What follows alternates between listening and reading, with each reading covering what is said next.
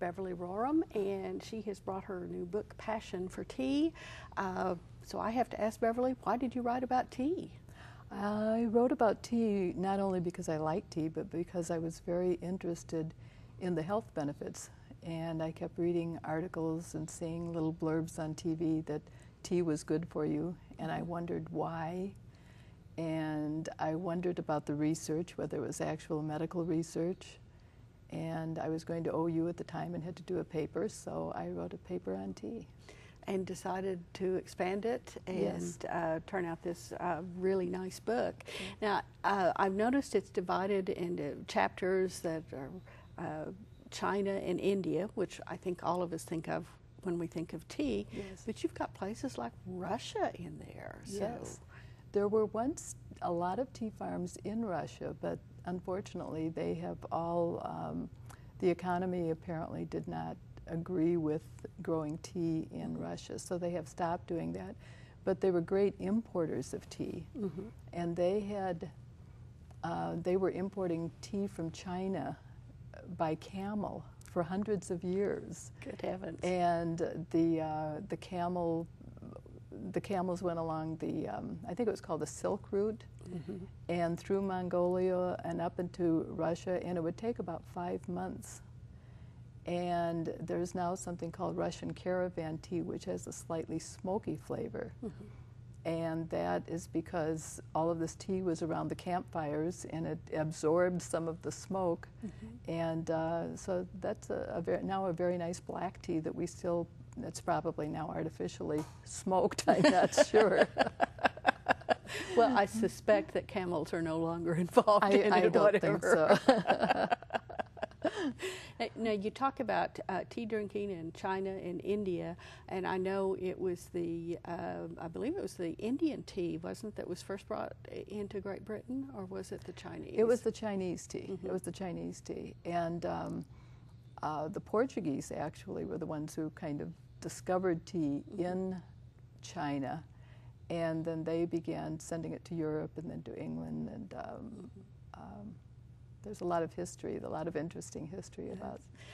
I can remember at one time reading something about the early days of tea in England, where they said that one of the perks for the upper servants in houses was that they got to sell the tea after it was used and steeped for the owners and their family. Then the upper servants could sell the tea on down the road. That's true. That's true.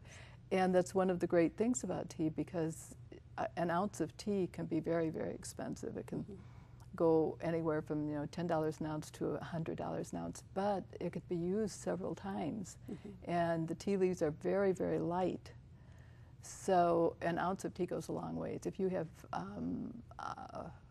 maybe a half a cup of dried tea, you can probably make 100 cups of tea from it. As opposed to coffee, where it can only be used once. So the tea became very popular. That was one of the reasons, because the tea leaves can be reused and with no loss to the flavor. Right.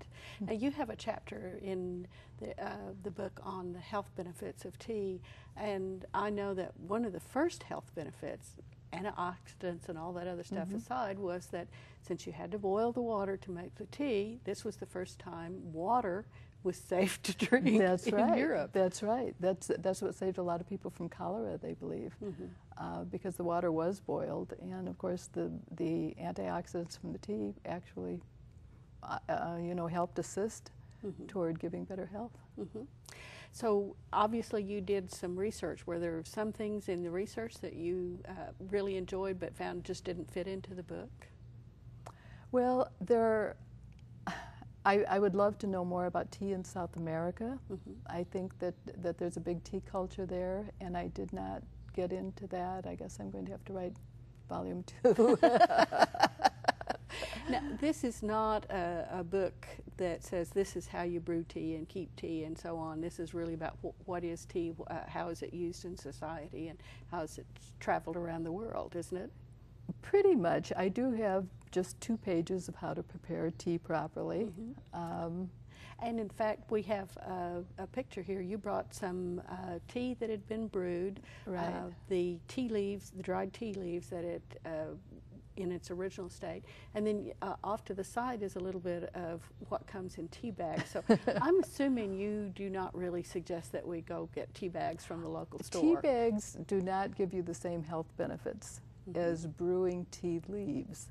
Now, there are some tea bags that are shaped in a little pyramid and are sort of fat, and they have actual tea leaves sometimes.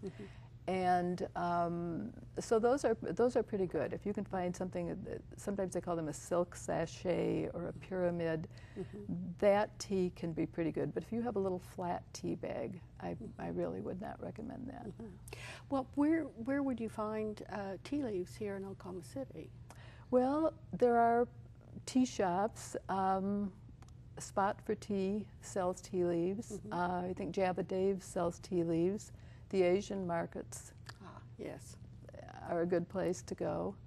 And I get a lot of them online, actually. Oh, okay. So that would be the place to get some of the more exotic teas, I would assume. Yes. Now, I understand you're going to be signing your book here shortly. I am. I have a book signing at Full Circle Books on September 20th. And there's another one on October 4th in Edmond at Best of Books. Great. So if people want to chat with you more about your books, that's one place to get in touch with you. You also have a website where people can go. Yes. And the book is available at Full Circle and Best of Books. Yes. For people who are interested. And also on my website. And on your website, of course. So if people want to know a little bit more about the book, I was impressed with the bibliography that you had for people who got interested in the subject and want to. Well, there's a lot of research. It's hard to keep up with all the research, but I did have a large bibliography because I wanted to show people that it was actual medical research. Well, not just that. The tea has been an agent of social change, I think. Absolutely. Particularly as it was brought into Europe and America. I mean, there was that little incident where they tried to brew that big batch of tea in Boston. In the Boston Harbor. Right. That's right. Didn't turn out so well for the tea merchants, did it? Well, there have been all sorts of cultural things going on. I mean, there were the opium wars in between China and England that are just amazing, went on for years. Right. Well, I want to thank you very much, Beverly, for being with us. It's been a pleasure. Thank you. Beverly Rorem has been here telling us about her book, Passion for Tea, which you can find at your library and your favorite bookstore.